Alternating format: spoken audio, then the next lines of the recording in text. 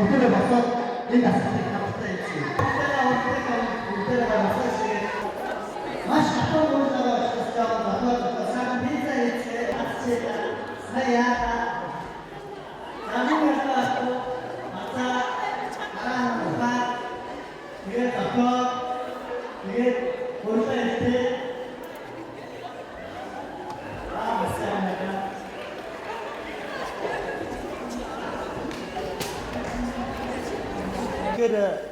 энэ танхим спортоор маш их зурагт юм байна. Яг тийм хайсны театрын зурагтай учраас тэгэхээр би бүтэн хоолойгоор хамгийн ардлын өмнө хоолойны дуугаа бүтэн шидний. Тийм учраас та бүхэн илүү чимээгүй сонсох бодож байна. Тэгээд хамгийн түрүүнд миний хэлэх санал бол өнөөдөр бид нар маш их мэдээллийг авсан ч гэсэн HR-ууд манлайлж хүмүүсээ манлайлж хөгжүүлдэг хүмүүс учраас яг энэ доктор анзаарч байгаа би 3 зүйлийг хэлье гэж бодож байна. Ер нь аливаа сургалт төвчлэгийг лаборатори гэж үздэг. Хэрвээ химийн туршилт хийж гаднаас хоошоо орж ирвэл тэр туршилт бүтлгүй болоод бэлтгэртэй адилхан энэ бүх хүмүүс ямар нэгэн зүйлийг сурах гад бүгд сэтгэл зүрхээ зориулаад сууж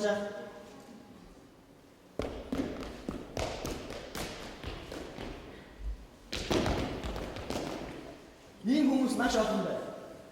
Миний хажуугаар өнгөрч байгаа би ясаа хамгийн анхаар сууж байгаа. Миний хажуугаар өнгөрч байгаа 10 документ 6 бүгдээ манай дороо дэвстэй бүгдээ байж бидний сурахаар байна тийм үү? За одоо эсрэгээр нь өлмий дээр болж байна.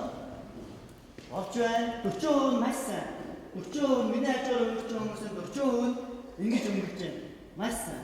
Мөн тэр ард бас ингэж үйлчлж байгаа хүмүүс маань яаж вэ? Тэр паргээд орж ирж байна. Энэ маш буруу. Сургууль төгсөл явж байгаа үед хинч цаад болох хэрэггүй, хаалт төгжөөтэй лаборатори хэрэг зохих хэрэггүй гэсэн. Тэгвэл маш сайн үйл юм байна. Хоёр хамгийн анхны хаалт нээлттэй байх шаардлагагүй. Яагаад гэвэл тэнд ямар нэгэн гэрэл орж ирээд тийшээ урсгал тэр нээлттэй хаалт чиглэлд байдаг учраас манай энэтэй нэг их бос явсан байна гэсэн үг шүү дээ. Энэ энергитэй холбоотой зүйл. Тийм учраас тэр автын хаалт байх хаалттай байх хэрэгтэй. Ямар ч сургалт хамт олон дээр ч вэ хаан ч вэ ер нь үүнийг ээж аваад бид нар маш сайн анзаарч байх хэрэгтэй. Ер нь хаан яг хаалт одоо хаагдчихлаа маш гоё. Бүтэн ингээд яг нэг тойрог ороод ирлээ гэсэн. Тэгэхгүй тэнд ямар нэгэн юм дадлаа байгаа учраас яг урсгал тийшээ чиглээд байна гэсэн. За ингээд энэ сургалтын дээрээс анзаарсан зүйлүүд маань энэ байна. Мөн миний сүүлийн үед компани дээр туршиж нэг 4 зүйлийг би хэлье гэж бодлоо. Сая үзүүлсэн зүйл бол манай компани цар бүр зохион байгуулалт үнэт зүйлийн өдөр гэдэг арга хэмжээ байгаа. Үнэт зүйлийн өдөр. Үнэт зүйлийн өдрөөр яаж гэхээр бид нар багийн ажиллагааны тэмцээн тоглоомуудыг зохион байгуулдаг. Үргэлж сургалтуудыг бид нар лекц аргаар ч юм уу хийх энэ технологиос илүү одоо шин аргачлалуудыг өдөр бүр HR-ууд маань туршиж үзэж байгаасай гэж хүсэж байна. Тэгээд яагаад бид нар үнэт зүйлийн өдрийг 50% зөвхөн багаар тоглуулах тэмцээн өрнөд ингэснээрээ баг олон нэгэндээ уулзаж нэгийг хайрлаж нэгээ одоо илүү их танин мэдэх илүү их ойлгох тэр одоо боломжийг нээж өгдөг. Бусад үед ажилтны үед ч юм уу ажлын харилцаагаар нэг харилцах нэг өөр хүн ямар үед жинхэнэ үнэнгээсээ байдаггүй гэхээр нэг тоглож байгаа үедээ хоёр дээшээ өсөж байгаа үедээ жинхэнэ өөрийнхоороо байж чаддаг. Бусад үед дандаа масктай. Тийм учраас хүмүүс яаж болохоор тоглож аль болохоор өсөргөж, хөөргөж, дэвэргэж тийм байгуул хүмүүс сэтгэлээ нээдэг. Бидний үнэт зүйлийн өдөр хамгийн сүүлд нь шидэт дэврэлт буюу хүн болон нэгнийгээ дэвэрснээр өндөрдөг. Тэгээд манай ажлаас гарахыг хүсэж байгаа хүмүүс маань яагаад гарч чадахгүй байгаа тухайгаа тайлбарлахдаа үнэт зүйлийн өдөрт би дуртай гэж бичсэн байсан. Тэгэхээр зөвхөн нэг сар тутмын хийдгийг арга хэмжээ тэр хүнийг багс усандаа дурладаг шиг тэр усан дотор амьдрал байгаа гэдэг явж чадахгүй байдаг тийм сэтгэлгээ нөгөө одоо коодлын гэж ярьдаг шүү дээ. Тэр компанид коодлж чадсан гэдэг энэ ямар одоо жижиг зүйлээр бид нар том үр дүн бүтээж байгаа. Хоёр хийж байгаа зүйл маань даваа гараг бүрийн эхний нэг цагийг хамтын хөгжлийн цаг болгосон. Хамтын хөгжлийн цаг гэдэг нь дотоод сургалтыг дэмжих зорилготой. Компани дотоод сургагчдыг хөгжүүлж гаргаж ирэх зорилготой. Хамгийн туршлагатай хүмүүс нь өөрийнхөө сэдвээр 7 өнөг бүрийн 8-9 цагийг нэг цагийн Тэр сургалтанд сонирхсан хүмүүс л ирнэ. Сонирхсан хүмүүс заавал одоо хүчээр бид нар хүмүүсийг авчихгүй.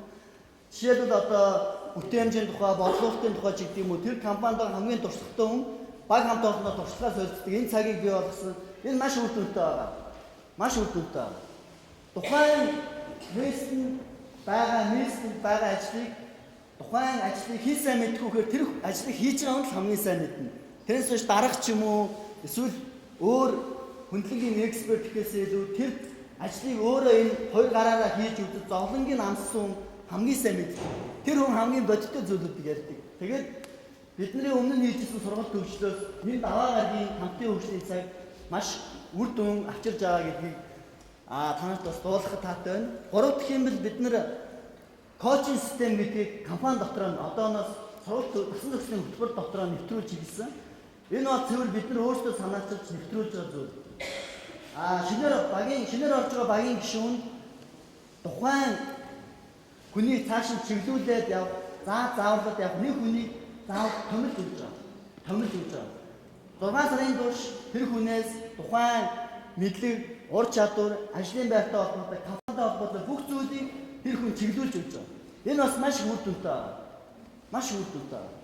Тэгэхээр компани дотор ийм тухайн шинэ багийн гишүүн хэн нэгэн коуч буюу тэрийг ингэж дагалтуулж, дасгалжуулагч гэж бид нэрлэж байгаа юм да, дасгалжуулагч. Нөгөө шинэ гишүүнээ бид дасгалжигч гэж нэрлэж байгаа. Ингээд бид нар одоогоор нэг 2 сар гаруй хугацаанд туршиж үзэхэд судалгаагаар өмнө нь одоо засан зохицох хөтөлбөр донд маш олон алдаанууд гарч ирсэн бол ингээд нэг хүнд хариуцуулж өгсөн чинь маш эерэг үр дүнгууд гарсан. Бидний тооцоолол төсөөлөл үр дүнгууд гарсан. Тийм учраас энэ хэсгээ бид үгнээд хэлэхэд бид нар үргэлж юм өөрсдөө шинэлэг байж тийм үү? Өөрсдөө хүнийг капитал болгох гэж хүмүүс шүү дээ бид нар тийм үү? Жирийн годамжаар хөтлөж байгаа мянган хүмүүс дундаас хамгийн үнэтэй капиталыг олгох гэж байгаа хүмүүс учраас өөрсдөө үргэлж шинийг дуршиж, шинийг тэнд одоо юу гэдэг санаачлаа, шин зүйлээ өөрсдөө хийж үзснээрээ илүү их бид нар тэндээс олон дуршлагуудыг ингэж хуримтлуулж компани өдөр бүр юм шин инновацуудыг хийх бүрэн боломж нэвтэрч байгаамаа. Тэгэхээр саяны үнэт зүйлийн өдрийг бид нар үзүүлсэн шалтгаан нь манай компани маш нээлттэй компани. Маш нээлттэй компани. Өнөөдөр Монголын компаниудад байгаа хамгийн нэг дутагдaltaй зүйл нь бүгд хаалттай байдаг. Маш том ханууд байдаг, маш том логонууд байдаг. Логог л мэддэг. Тэр логоны цаана ямар хүмүүс байдгийг, ямар залуучууд ажиллагийг, царайлаг охтууд байдгийг болов эсвэл гой залуучууд байдгийг болов хэн ч мэдэхгүй. Тэгвэл гой лого байдаг, гой хан байдаг тийм. Тэгэхээр бид нар өнөөдөр сайн хүнийг татъя, чадварлаг хүнийг олж авъя гэж бүгд мөрөөдөж байгаа. Гэсэн мөртлөө бид нар яагаад компани нээлттэйг илгэж харах болов? Ажил ажиллаж бид хамгийн өндөр шаардлагыг тавьдаг. Хамгийн өндөр шаардлага. Тийм боловсрол, тийм ур чадвар, тийм байршлыг шаардлага тавьдаг. Эсвэргээр ажил хайрч компаниудад одоо шаардлага тавьж байгаа. Өндөр шаардлага тавьж байгаа. Танай компани чи соёлын юу? Танай компани чи орчин юу? Танай компани үнэт зүйл юу? Танай компани ажлын орчин чинь амралтын өрөө чинь баг ямар гэдэг юм. Би ямар хамт олоннд ажиллана бэ гэдгийг мэдхийг хүсэж байна. Түүнийг компаниуд яагаад дэлгэхгүй байгаа вэ? Яагаад өдөө бол лого хэвээрээ, яагаад өдөө бол хан хэвээрээ, яагаад өдөө бол хаалттай хэвээрээ компаниуд яваад байгаа юм. Өнөөдөр 21-р зуун 2013 он нээлттэй 900 нээлттэй технологийн үе рүү бид нар шилжиж хэлж байна. Гэтэл бид нар хаалттай хэвээрээ л байна. Тэгсэн мөртлөө хамгийн чадвартай, хамгийн гоё үнийг татахыг хүсэж байдаг. Тэгсэн мөртлөө өөрсдөө яг хаалттай. Тэгэхээр Мазалагийн зорилго нь компани өөрийгөө илэрхийлэх хэрэгцээг хангая. Хүн өөрийгөө илэрхийлэх хэрэгцээ байдаг шиг компани байгууллагт өөрийгөө илэрхийлэх хэрэгцээ байд юм байна. Түүнийг хангах хэрэгтэй байна гэдэг ийм судалгаа гарсан байна. Судалгаа. Энэ бол олон улсад нэлээд амжилттай явж байгаа туршлага л да. Үүнийг бид нар судалж үзээд Монголд ер нь компани өөрийгөө илэрхийлэх бүх хэлбэр мультимедиа, видео, анимашн, фото, ажлын орчин, хамт олоноо ярилцлага өгөх хэлбэр. Тухайн хамт олон дотор ажиллаж байгаа хүмүүс нь өөрөө өөрсдөө танилцуулж, манай компани ийм орчинтой, би энэ компанитай ингэж явж байгаад ингэж олсон юм аа. Тэгээ ийм боломжууд надад таалагдсан маа гэдэг бүх мэдээлэлээ компани профайл үүсгэл оруулна гэсэн. мультимедиа агуулга. Энэ боломжийг өнөөдөр ганцхан захин орчинд олгож байгаа. Ганцхан захин орчин. Телевизээр бид нар зөвхөн видео контент асар хүнтэйгээр цацдаг. Сонин болон сэтгүүлдэр зөвхөн текстийг бид нар асар мөнгө төлж тавьдаг. Ихэнх компаниуд зөвхөн ажлын байрны зарыг л тавьж яг хүн олох гэж хичээдэг. Бүх компаниудын ажлын байрны зар өнөөдөр бүгд адилхан болцсон. Бүгд хоорондоо адилхан болцсон. Тэр дундаас тэр компанийг ойлгож мэдэх ямар ч боломжгүй. Тийм болохоор эхлээд энэ боломжийг олгосон бүгдээрээ захин орчинд эхлээд талархацгаа. За баярлалаа.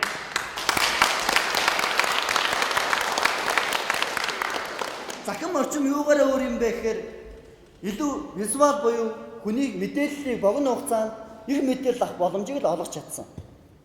Дүрслэл, анимашн, инфографик бүх мэдээлэл маш богино хугацаанд гэсэн үг. Захин орчинд байгаа хүмүүс нүүрний 4-1-ээс урт мэдээллийг угаасаа уншдаггүй. Өөрсдийнх нь тэр таймлайны урс хурдсан тийм хурдан байдаг учраас яах вэ гэхээр маш богино зэд их мэдээлэл авахыг хүсдэг. Тийм учраас өнөөдрийн 90-100-д мультимедиа агуулгыг хэн бүтээж чадна? Тэр байгууллага өөрөөсөө гоё илэрхийлж чадна гэсэн.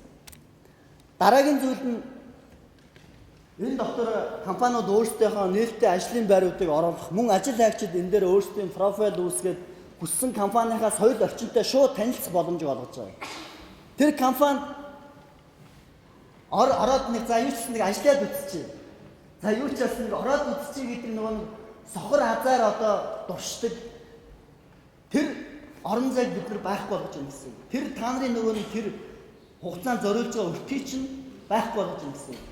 Хүн аль хэдийн компанид орохоос өмнө тухайн компанид ер нь ямар залуучууд ажиллаж юм бол энэ хүмүүс нь ямар сэтгэгдэлтэй байд юм бол яг хаалгаар нь ороод очиод үүдэнд нь ямар буудан байд юм бол ажлын орчин ямар юм бол гэдгийг айл эрт компани сонголтоо хийхээс өмнө бүгдэнтэй танилцчихна гэсэн. За энэ дээр одоо жишээ компаниудын профайл тухайн компанийг төлөөлж байгаа нүүр цараа болж байгаа залуучуудыг бид нар гаргаж ирээсэй гэж компаниуд хүсэж байгаа. Хамгийн чадварлаг, хамгийн сайн, хамгийн хүчтэй байгаа залуучуудаараа нүүр цараа болгоосоо тийм үү? Personal branding-ийн эрен үе эхэлж шүү дээ. Бүгд л нуугдаад, бүгд л айгаад те. Нэг л ярьслага өгөхлөөр зөвхөн л нэг захирал гэдэг нэг том ийм Юли Цезар гарч ирээд ярьслага өгөх биш те. Үнэхээр гоё залуучууд нь тэнд өөртөө ихтэйгээр, өөртөө бардам хамт олноороо багтсан тэр ярьслагуудыг өгөөд түүгээрээ дамжуулж компанида илүү их одоо оног цуглуулаасаа гэж бид нар хүсэж байгаа. За нөгөө эсрэг талаас ажил хайгчдын үед энэ ажил олгогчдын үед боломж байгаа олгож байгаа боломж байгаа. Нөгөө талд нь ажил хайгчдын үед олгож байгаа боломж байгаа. Тэгэхээр ажил хайгчдын үед бол өнөөдөр яаж юм гэхээр ажлын байрны доктор суурьшил тийм ээ. Өнөөдөр яг хэдэн хувийн хөлөнд байгаа юм Монгол судалгаараа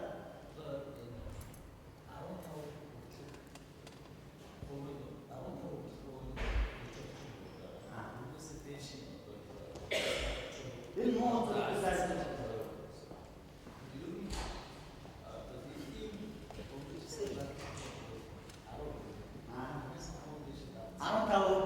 энэ маш муу зүйлтэй. Маш муу байна. Ягаад гэхээр бид нар хэд хаалттай байна гэсэн үг. Хаалттай байна. Хөдөлгөөн нь 15%-аас дээшээ байна шүү дээ. Та нарын тэр болгонд бид нар зардал гарч байгаа шүү дээ. Ажлын байран дээр нэг хөдөлгөөн гарах болгонд бид нар тэр хүнд 3 сар ч юм уу 4 сар 5 сар хөрөнгө оруулалт хийсэн байгаа шүү дээ. Тэр ажил дээр байгаа хугацаа болгонд компаниас зардал гарч идэв. Тийм учраас тэр зардлаа хэмнээчээл гэж байгаа.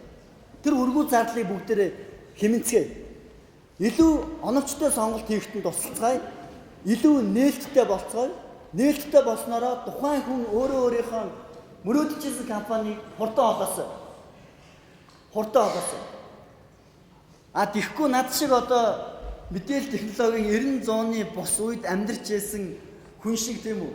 Эхлээд нэг компанид нэг жил ажиллаж үзээд дахиад дараагийнх нь дахиад нэг жил ажиллаж битгий ингээсээ. Яг л оновчтой сонголтыг хосууд тийм үү? Яг зөв учраас.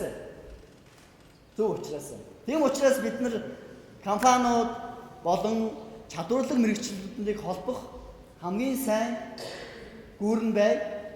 Тэгээд Мазалагийн боршуу тараагдсан байгаа. Мазалаа бизнесээр өнөөдөр Монголын хамгийн шилдэг 16 компани өнөөдрийн байдлаар гэрээгээд нэгтсэн байгаа. Тэгээд энэ тоог маш олон болгоосоо мөн Монголын бизнесийн соёл энэ Мазалаа програм нэг шинэ алхмыг авчирна. Бизнесийн соёлт шүү. Би том юм ярьж байна. Зөвхөн хүний нөөц биш. Энэ бол бизнесийн соёл шинэ алхмыг авчирж байгаа. Тийм програм шүү. Тийм учраас хүндээ хөрөнгө оруулдаг, хүний капитал болгодог, баялаг бүтээдэг, хүндээ хөрөнгө оруулах нь хамгийн чухал гэдгийг үргэлж ойлгож байдаг. HR бол энэ цугласан байгаа учраас бидний энэ төслийг дэмжээрэй. Тэгээд Монгол компаниудын бизнесийн соёлыг бүгдээ хамтдаа нэг алхам өргөжлүүлэх гэж хүсмээр байна. Тэгээд анхаарал тавьсан баярлалаа.